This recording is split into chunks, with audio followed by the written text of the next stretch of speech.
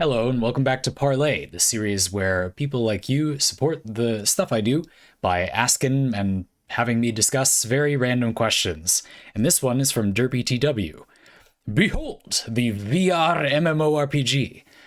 This is kind of a virtual reality MMO or isekai kind of question, which I've had a lot of lately. It's fun how you folks seem to latch onto an idea, like one of you comes up with something and other people think, that's cool, I'm going to do my own thing. But because parlay happens so frequently, these arcs are quite quick. You know, it's like 1 month and a half or so. A bunch of people ask this kind of question and variants of that, and then it keeps going. Anyway, just one of the joys of doing this. Derpy asks, to invoke parlay, the world has fallen into chaos. Everything around you seems almost normal, except most technology doesn't work. There are monsters in the street, and of course, you have an RPG UI in front of you, telling you to pick your class, and you'll have to defend yourself from the various creatures. You could use basically any Fate servant, like Fate Stay Night, Fate Grand Order, that Fate, a D&D class, or maybe like a Summon class or a Necromancer class. I don't know what you mean by those. You can multi-class if you want, but probably only with D&D classes since they have that as part of their making already. What do you foresee as some of the benefits of your class? What might some of the downsides be? You're also going to have to PvP. This is an extremely open-ended question. I'm not sure I entirely understand, but basically I get to pick an ability set that has to be from a game, and then I'm going to use it against other people with other abilities. Now, we need to get some stuff out of the way. We're going to assume that there's some kind of hyper magical balancing. So, for example, some effects might be really, really overpowered or underpowered if they kept their status from the game and then they fought against other things from other games. But we're going to assume that somehow evens out. So we're picking a class, basically, based on the spirit of that class. In other words, in Fate Grand Order, like a lot of games like this, there is a sort of rock, paper, scissorsing to make it so there can be a lot of different classes so they can make a lot of different characters. But in the lore of the Fate franchise, like, Lancers don't get countered by sabers. Like, that's not a thing in the lore of the Fate series. It's just something that they made for the purposes of, like, the gameplay of Fate Grand Order, right? So we're going to assume that's not a thing. Fact aside that it probably just wouldn't apply that often. Lancers don't have class advantage against, I don't know, like D&D druids, right? So most of the time it wouldn't matter anyway. We're just going to put that aside. So we're talking about the spirit of the class, right? This gets very complicated very quickly, but I'll do the best I can. I think the first part of answering this is, like, what logic by which you would pick something given this situation. So we have a little bit of you're dropped into a different version of reality or a different world than you were in before, and you get to pick some kind of boon or take a course of action. How do you choose what to pick? And then what would be some choices? Derpy, if you don't mind me saying, I also suspect when I'm asked this type of question that you simply want me to tell you classes that I feel like resonate with me as a person, which I will do. We'll do that maybe in the middle. So, okay, what situation are we in? So it kind of looks like normal reality. Basically, we just got like EMP'd or something. All the technology in this world does not work. And there are fantasy monsters. Our world got turned into a fantasy world, basically. And we get to use gameplay mechanics from RPGs to combat this. Importantly, it sounds like this is going to be very much like a PvP-enabled MMO world, which is why I said the VR MMORPG thing at the beginning, where we're going to have to worry about fighting players and enemies, and we don't really know what type of stats those things will have. We're going to have to assume, again, some kind of super magical balancing, like godlike level developers that have made things reasonably balanced. Because if they didn't, then all choices are nonsense. Things could be bad for no reason we could ever know, and there's no point talking about that. Cool. Okay, so right, what things come to mind? Well, in a lot of these types of games, like in Fate, in D&D, one of the first things I go to is like some kind of survivability ability. In Fate Grand Order, it's usually an evade or an invulnerability ability. In Fate Grand Order, generally, enemies will have a gauge, and when it fills up all the way, they do a powerful attack that will often one-shot your units. It doesn't happen very often, but it's something you can plan around. And a lot of units have some ability on a cooldown longer than those gauges are, but of a kind of similar length, that makes them basically not take damage for 1 turn. In D&D, this might be something more like Misty Step that lets you teleport 30 feet. You can teleport out of opportunity attacks, so you don't get hit on your way running away from an enemy. You could use this to teleport over a gap or like vertically in some way to escape enemies. There's stuff like that. And of course, there's also stuff like Blur and Blink in D&D, some kind of defensive measure. So whatever I pick, because I don't really know the situation I'm in, and especially because I don't seem to be on a like team, I don't have allies readily available. I'm going to come back to that point in a minute as well. I would want to pick something that had some survivability tool baked in. This is sort of like, reminds me of Magic the Gathering Commander a little bit. In fact, I'm going to include that as being kind of like a type of class I could pick. I'll explain more about that later.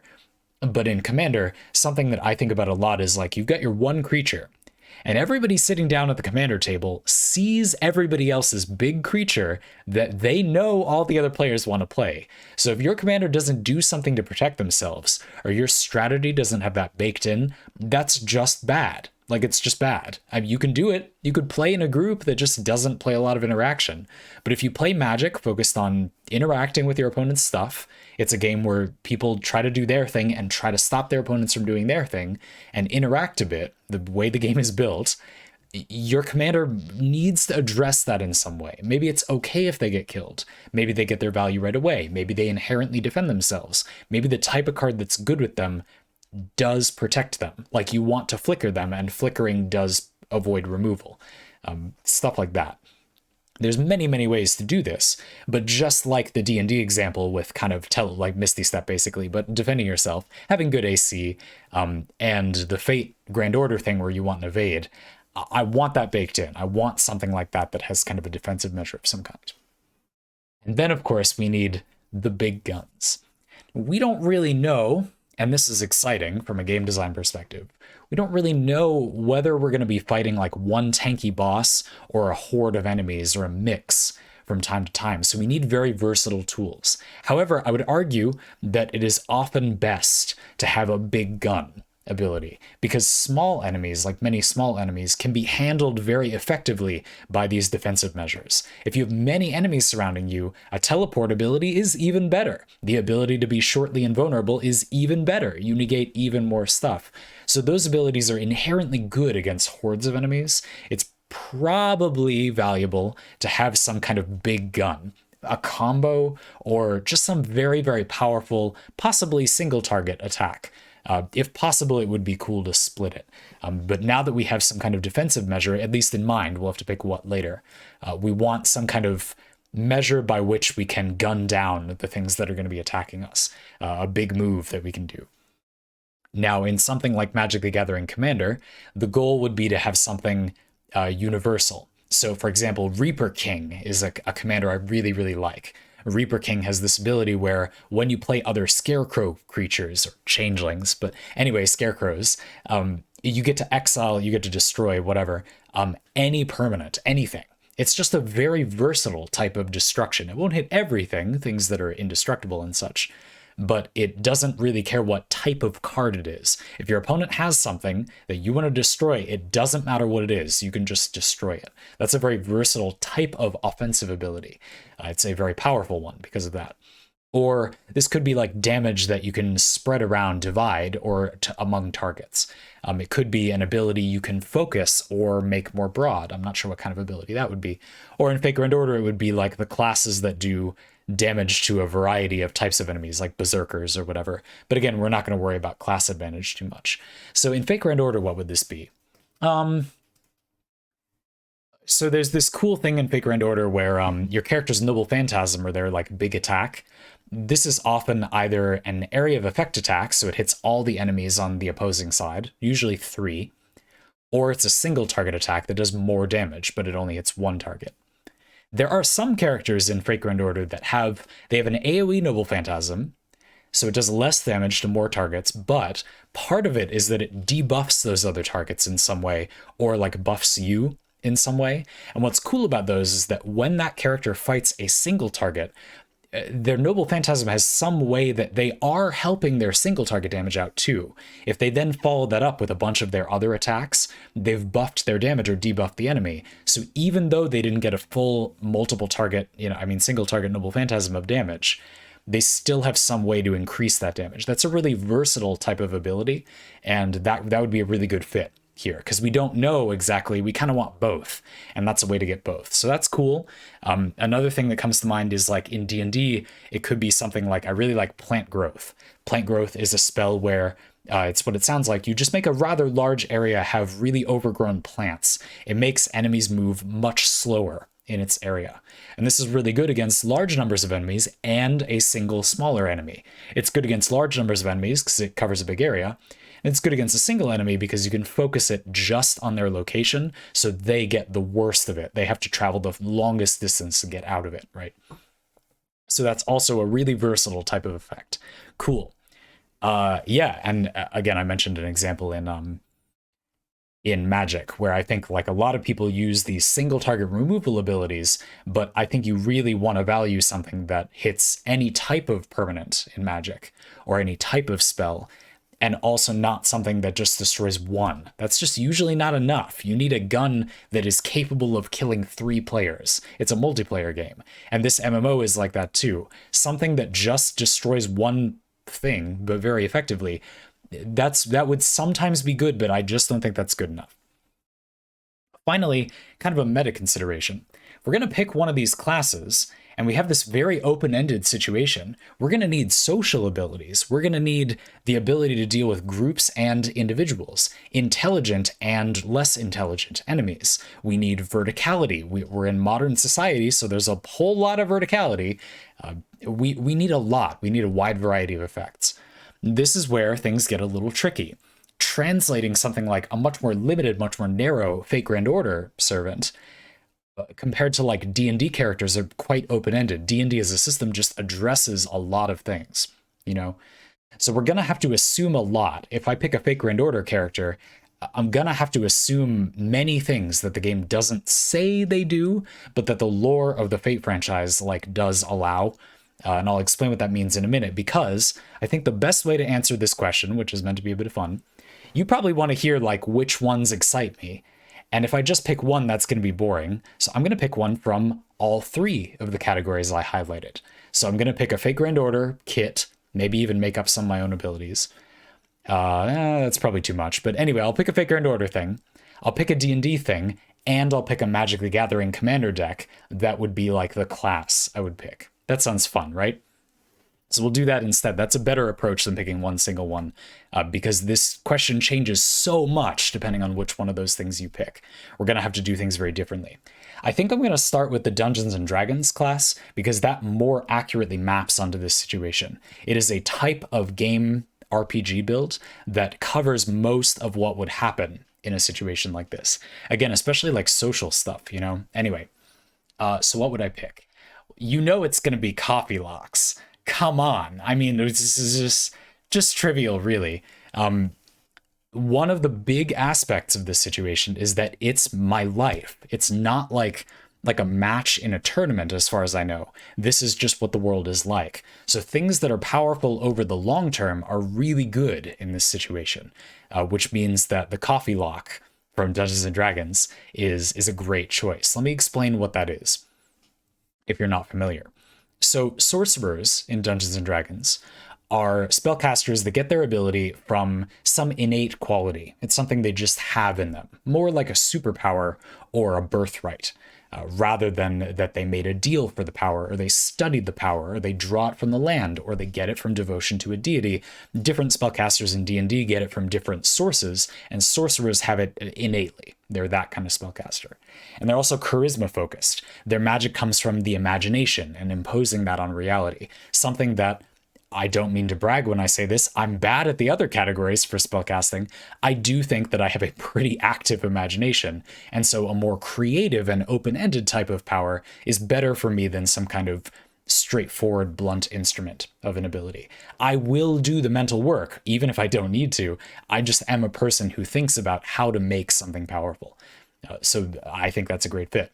Now, sorcerers have a signature ability to turn their spell slots, basically units of magical power, into a more raw magical power resource called sorcery points. This allows them to modify the nature of spells and also make other spell slots. So in general, sorcerers are just very open-ended spellcasters. And warlocks get their power from a deal with the devil or some kind of higher eldritch power, and they can get their spell slots back really frequently. Now, this is already good for a few reasons. Having really flexible magic sounds quite good. We don't know how much the game is going to constrict us based on game terms. So having more open-ended spell abilities in already a more open-ended situation sounds quite good. Something that is often a trope in like you're using game mechanics, but in a real world, is how the game mechanics are like a little bit too starchy or like strict for the reality that you're in. So open-ended use of spells and the ability to modify them gets more powerful when game rules don't get enforced on the world, but they would be enforced on you. I hope that kind of makes sense. To put it a different way, you know, when you're actually playing D&D, a lot of the time the environment, like maybe the way jumping rules work just isn't that good. But in real life, the world may not have jumping rules, but you still have the rules of the spell jump. So being able to modify those rules, that might be really good. That's, you know, who knows? If it isn't like that, this is still good. Just to say that it's even better to have open-ended spellcasting abilities in reality, which is inherently more open-ended than any game. So that's the thing. Like having very open-ended abilities is stronger in a non-gamified world, which I don't know if we're in, but if we aren't, it's still good. So good stuff. Warlocks get their spell slots back frequently. This is a very good thing because we have no idea what the world is going to be like. And it's not like playing D&D, at least as far as I know, when I'm picking this, where time will skip ahead. We're not going to get time skips. I have to live through the whole day fighting monsters. So getting a resource restoration, like when I take a short rest, just a breather or a meal or whatever, rather than when I go to sleep, is really powerful, especially when I have Sorcerer too, which gets those resources back on a long rest. So I have a lot of like resource checkpoints. That's really good. But the coffee lock gimmick is what happens when you combine those two effects. Warlocks, you see, get those spell slots back without taking a long rest, which is when spell slots reset. And sorcerers can turn those spell slots into sorcery points, meaning that you don't ever have to take a long rest. You could just take short rests all day, getting back warlock spell slots. I take a meal, get back some magic, and then I can convert that into a resource, into sorcery points, convert those sorcery points into another spell slot, and I can bank those forever. There's no limit stated in D&D's rules on like how many of those you can have. You have a set amount of spell slots you get back when you take a short or long rest, but there isn't a rule about how many you can store, which means you can just hold on to them as long as you don't sleep. Ooh, but we have magic. Get over it. We can just use magic to not be sleepy, man. Using the Greater Restoration spell to remove exhaustion is how you do it in D&D mechanic terms. Suffice to say, we can use magic to make ourselves not die of sleep deprivation. And I don't think I'm the kind of person who's going to lose their mind too easily from not sleeping very often. Remember, too, that if there is some kind of unforeseen mental problem resulting from reality rather than just game mechanics, you can sleep. You just go without sleep for a few days, and that allows you to stockpile resources. You can probably already imagine, without me saying, how that would be even more powerful in a world where, like, it's the world. It's not more safe because the players need to take a long rest. There's no DM there to make you safer because the players need a long rest. The adventure isn't about me. I'm trying to survive. What if I have to run away for days on end? A class that is built around already not sleeping in a situation where I might need to do that is absolutely perfect for this type of scenario. That is very, very powerful. And warlocks are also charisma-based spellcasters for that open-ended magic. And it means that we're going to have really good charisma checks, really good social skills, which may bleed over into some kind of, I don't know how skill checks in D&D are going to work. But there's probably something by which, like, my performance abilities will be really good, so I can hopefully, like, smooth talk enemies better or something. I don't know how that would manifest, but I'm sure it would be helpful in some way, right? Cool. And there's also just a lot of magical abilities, like I can Misty Step all day long. I have a ton of spell slots for Misty Step. Oh, baby, like that's going to get abused. And I also have lots of stuff that, again, I think is even better in the real world than it is in D&D. Like for the Sorcerer one, I'm going to pick Psionic spells. I'm going to be an Aberrant Mind Sorcerer. And this lets you cast some spells using your mind. You don't have to say or do any physical action to cast some of your spells, which in D&D, there's often good role-playing involved with like being able to do that in a social situation. But in the real world, I think that's even more powerful. Like it would come up even more than we often simulate in D&D. So I think that's really good. Finally, my version of the coffee lock, which we can't get into in full detail here, is also a cantrip master. You have cantrips or spells you can use as much as you want. And my version of the coffee lock has like almost the maximum number of cantrips for a 2-class character. We've got Pact of the Tome. We have more cantrips from both our warlock subclass, Celestial, and our sorcerer subclass, the Aberrant Mind. They both get extra cantrips, and sorcerers already get the most cantrips. Again, warlocks with Pact of the Tome also get a lot of cantrips. I can do everything from telling the weather with Druidcraft from Pact of the Tome to Mind Sliver, a mental attack that you get as part of Aberrant Mind Sorcerer. It's just such a wide variety of abilities. Press the digitation to clean myself off whenever I want, or flavor or change the temperature of my food. The quality of life is immense if you were in the real world. Again, just the ability to tell the weather with no electronic device in a world where nobody else can tell the weather is already like weirdly very powerful. Like that would be extremely useful. And press the digitation is a really good survival ability, so I don't die of exposure. Like, that's a whole thing. Being able to magically make a fire is mind-blowingly useful if you have to survive in, like, the real world. Like, that's so good. Cantrips, I would argue, are way, way stronger when you're living in reality than when you're in the world of D&D. And don't forget that simply having access to magic means I'm sure I can find a spell that makes food and water among all of these classes. There will be a way for me to basically sustain my basic life needs, keeping myself warm, finding shelter, food and water, with magic. So as long as nothing defeats me in combat, I cannot be killed as long as I have these abilities. You could even interpret some forms of healing as extending your age. It's possible I won't even age the same way with some of this magic, let alone having the ability to pick a class or subclass that just makes me immortal. When I play D&D, I don't allow more than one multiclassing, but I don't see why that would apply to this world, so I can dip into something else that will slow aging as well. Something you may all know I really want that. So D&D, it's got to be the coffee lock. You can miss the step all day long. You can stay awake for multiple nights on end while making yourself more powerful, let alone not exhausted. You can fulfill practically all of the quality of life needs you could ever imagine. You can mend items as much as you want. You can create clean food and water, keep yourself warm, set a fire, secure food and drink, create shelter, communicate with different kinds of creatures using telepathy spells. It's so much utility. Like, it's practically everything that you'd want, a toolbox of practically every magical utility ability you could possibly want, done in a way that doesn't rely on running out of resources, mostly with cantrips, or that has the most resources possible, the coffee lock spell slot storing thing. So I will be able to teleport and quality of life my way through practically any possible situation, while on top of all of this, also having Eldritch Blast, probably the straightforwardly most powerful magic gun that you could possibly ask for in D&D. Not the most powerful effect, but certainly something repeatable. And when I have the ability to escape, a war of attrition, you cannot possibly defeat this build. It has all of the resources.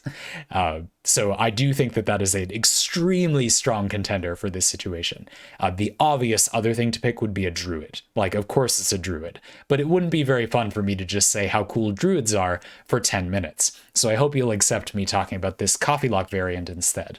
So again, if this is something you want to play in your games, make sure to talk to your DM about how those interactions would work.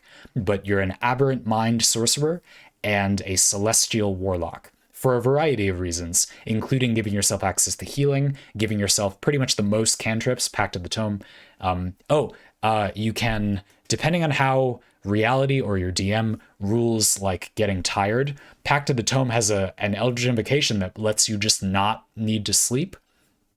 As your DM, I would rule that you still get exhaustion for spending nights where you don't like take a long rest and just not sleep. It just means you don't sleep. It doesn't mean you don't get tired. That's how I would rule it. People would rule it differently, but none of that actually matters because we're just in reality. So it would be a matter of seeing how things went. I assume I get to level up, right? So this is kind of okay. Ooh, I get to level up, but I also do level up. Ooh, that's tricky. So I could wait to see if that was a mechanic in reality before committing the Eldritch Invocation to Pact of the Tomes, like you don't sleep thing, Aspect of the Moon.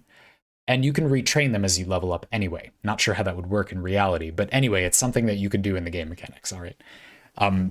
Speaking of which, speaking of the leveling up thing, let's move on to the Fate Servant classes.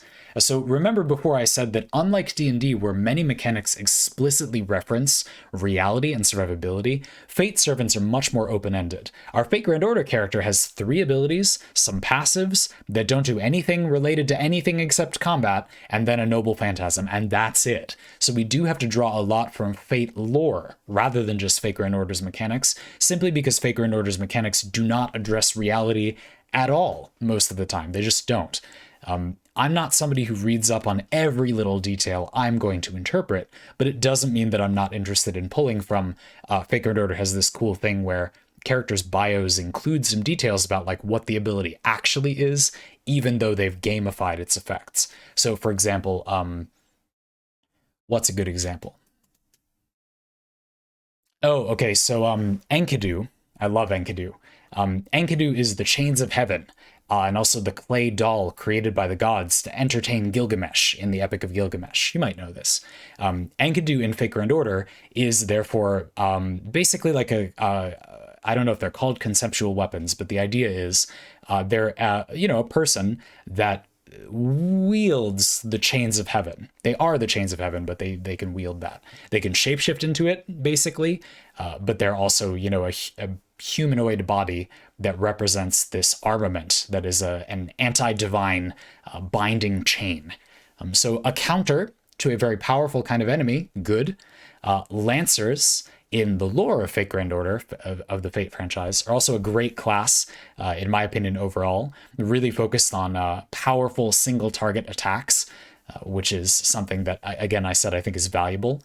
We already have ways to avoid multiple targets. Now, Enkidu has an ability to detect the presence of nearby enemies. They just have like preternaturally good senses. In the game mechanics, this is represented by an evade. Like I mentioned before, a lot of servants have like an ability that they avoid damage for a turn. And the way they represented Enkidu's like high perception score in D&D terms, or like just really good senses in real life, is by giving him an evade. So again, that'll be very useful. That checks that box I mentioned earlier. But in particular, it highlights that ability, Enkidu's second skill that gives you an evade, it doesn't just give you evasion. It means that you have like extrasensory perception to sense enemies nearby. That's ridiculously valuable. Again, if I said having a good wisdom score in D&D would be good, I don't think you would argue with that. This is that, but it also gives you evasive capabilities. Absolutely perfect. Enkidu also uses quick cards in FGO, and quick cards represent, fast attacks. They give you a lot of critical stars, which represent the ability to score a critical strike because you're flanking around the enemy to their vulnerable point really quickly. A fantastic way to fight. Another thing that I feel like is a bit complicated because this is a game is that fits my physical body very well. I'm 6 feet tall, rather lean, and I have very long arms and legs in proportion to my torso.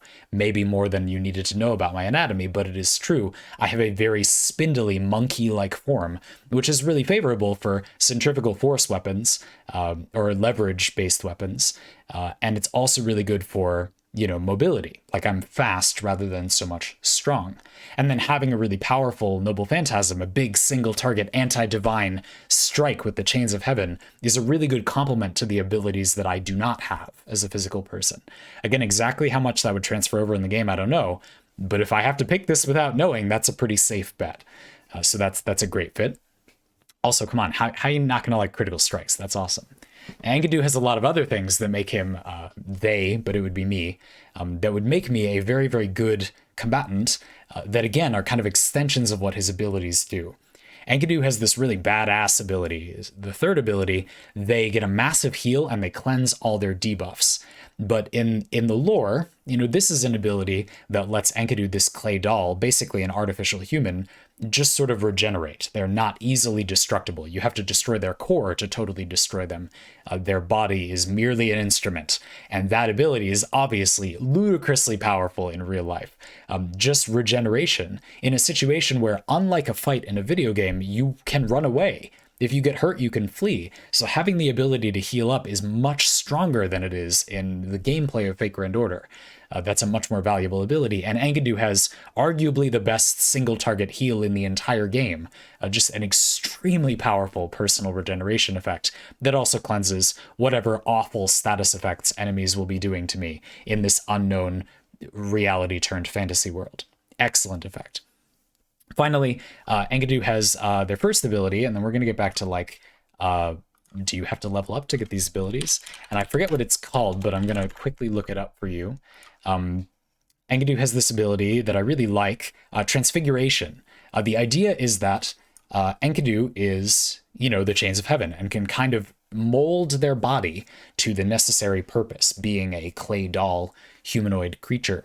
The way it works in the game is that you always get a buff for one type of card, Enkidu's Noble Phantasm type, a Buster card, and then sometimes your Quick and sometimes your Arts cards get buffed. But from a flavor perspective, what Transfiguration lets you do is adapt to the situation you're in. It lets you change your parameters to suit the right situation. In fact, since I've pulled it up for you, I will actually read the lore entry on this ability if I can find it for you. Let's see, here we are. This special skill allows the redistribution of attribute points while retaining the same total score. This is what makes Enkidu most unique. The higher the rank, the greater the total amount of points. Sometimes they might choose to set their strength to A, and at other times, endurance. However, since there's a limit to how high the parameters can be transformed, all values can't be set to A at once. Enkidu possesses 30 points, with each parameter requiring the following various values to increase. So if you want a parameter at A, you need 7 points, B at 6 points, C at 5 points, etc. This ability, in short, lets you respec the qualities of yourself as a human being. This is, again, when you remove it from gameplay mechanics and get back to but what does the ability actually do when you don't need to limit it to Fate Grand Order's really specific gameplay, this is a ludicrously powerful ability for somebody whose entire life is making builds. I'm sure I don't need to convince you, my dear viewer, probably someone who watches all this stuff I make and supports me financially every month to keep doing it. I doubt I need to explain any more than this, that this ability is infinite power for a person like me. There would be people who they just don't know what to do with the ability to reassign their stat points, and I am the exact opposite of that. I don't even have any stat that's really high right now, so the ability to give myself an A in anything and then just remove it when I don't need it is almost infinitely powerful for a person like me. This ability alone makes Enkidu arguably the strongest possible effect I could be given in the entire known world as a player in this real life MMORPG. So yeah, I mean, I have to pick Enkidu. That is the only choice. So if it's a coffee lock, a sorcerer, warlock, multiclass for D&D, the FGO or Fate Servant that I would be, I must pick Enkidu. It's a slam dunk, but just a good character anyway. I mean, even in FGO, Enkidu is phenomenal, among the highest single target damage in the entire game when they've got class advantage. But the abilities are just so ludicrously well suited for a real-life survival scenario. I would also argue that from a flavor perspective, Enkidu doesn't really have to eat. You just need a source of magical energy, which maybe that would be hard, but probably wouldn't be in this new version of reality. I don't really know. Okay. Finally, let's talk about Commander. What Commander deck would I want to manifest as my abilities for a fantasy world? Okay, I have a lot. Do you know this? I have maybe 15, 16 completed Commander decks. For those of you who don't play Magic the Gathering or don't play Commander, this is a format where you have one legendary creature that is leading the deck. And the deck has to be only their colors. So if you pick only a red creature, you can only play red cards in the deck. And you only get one of each card. So it's an interesting format, just as an aside, a little plug for Commander, because you get a mix of reliability. You always have your Commander, and also a great variety. You have only a single copy of each other card, and your deck is 100 cards. So any individual card will not come up very often most of the time, but you can rely on that one thing, your Commander. So it's really, really interesting. Gives you a wide variety of capabilities, and also a single reliable thing. That's already pretty cool. Having a large variety of capabilities in, reality and not just in a game. That's good. Kind of talked about that in D&D. But another thing to keep in mind is the flavor of Magic the Gathering. You're a planeswalker. You're someone who can teleport from different reality to reality. We're just going to say you can't do that in this scenario because it makes it kind of trivial. Like, you would obviously just choose that and then you could dimension hop. Like, that's ridiculous. But anyway, forget about that for now, okay? The point is that your library, your deck in Magic, this represents the stuff you know, the spells you know, the places you could draw magical energy from, and the abilities you can use to cast it. Your library is your mind, basically. And this suggests that you don't need to get these spells at random in real life. If it's the game mechanic is translated into reality, this is the catalog of things you can do, which that's a lot. Like, that's a lot of things. Magic just makes you a player that possesses many abilities. So when you translate that into reality, that seems pretty good. Okay, so let me give you a few examples. Like, what would you're saying, okay, I get the idea of a Magic the Gathering deck being your class. Like, that's cool. But like what? So I have a Purphoros deck, Purphoros Bronze-Blooded. This is an indestructible god. The way that the Theros gods work is that they're an enchantment. Like, the concept of them exists, immovable, immutable, but they're not physical until there's enough belief. It's called devotion in them. In gameplay terms, this means you have to have enough permanence of their color out. So you need like enough red mana symbols in play. But in real life, this probably translates to like you need to have enough red mana stuff going on before Purphoros actually manifests. The ability to call on a god as your guardian deity that sounds rather good. This Purphoros deck uses Bronze-Blooded's ability to cheat a creature into play, give it haste, and then it dies at the end of the turn with dragons. The deck is basically just a gun that fires fire-breathing dragons at people as like really, really powerful burn spells. You quickly summon a huge, expensive dragon into play. It breathes fire on a bunch of stuff and attacks an opponent and then goes back. This kind of ultra-fast, powerful attack is really good, I'm imagining, in real life. This is the equivalent of good burst damage, if that makes sense. This is the equivalent of the ability to do something very powerful very fast, which sounds really good in such an unknown, open-ended situation. You suddenly get ambushed by a giant titan that would be very difficult to destroy, but you have a powerful magnum that shoots dragons inside of your brain. Doesn't sound like that will be particularly difficult to deal with when I can shoot out a 12/12 fire-breathing dragon at instant speed. So that would be very useful. Now, Purphoros, the deck I've built for Purphoros Bronze-Blooded, also has some creatures like Sandstone Oracle, Sphinxes, or just other spells that give you a flash of insight to reload your mental revolver chamber with new dragons to shoot. They make you discard your hand and draw new cards. And the idea is that you use up everything you have in mind, and then when you're out of ideas, you use one of these to kind of reload and get a bunch of new dragons to shoot. This, I guess, would translate in reality to having a high reserve of mental energy with which to manage all of this stuff. Again, really good burst damage. As long as you have the mana, as long as you bound yourself to enough mountains to draw energy from, you have the ability to repeatedly shoot a huge number of these dragon bullets at enemies, which would be an extremely powerful offensive ability. Now, I said that it was really important to have some kind of defensive tool, and here's where it gets a little bit more awkward at first.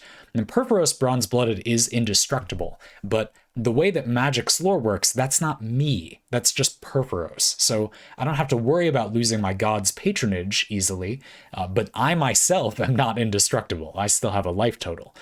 That's a problem. You could argue that something like lifelink on a creature is what would keep you alive as the planeswalker, but red does have a very powerful way to defend itself, something that I didn't notice at first pass when making a mono red deck, but a really powerful form of interaction in red are those abilities that let you change the target of a spell. One of red's signature effects is the ability to redirect magic. Seems kind of weird, but red is all about impulse and creativity and using what's there in the moment, which is a really, really powerful way to deal with some unknown incoming effect, some weird energy I don't know about, and just send it over there.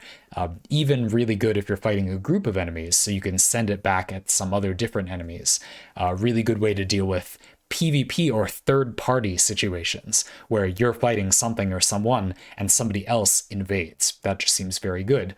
Above all, Purphoros, Bronze-Blooded, is a very good duelist. The burst damage is absolutely ridiculous and very, very versatile. You can spread the damage out by having your dragons spit fire at stuff as they fly toward the enemy.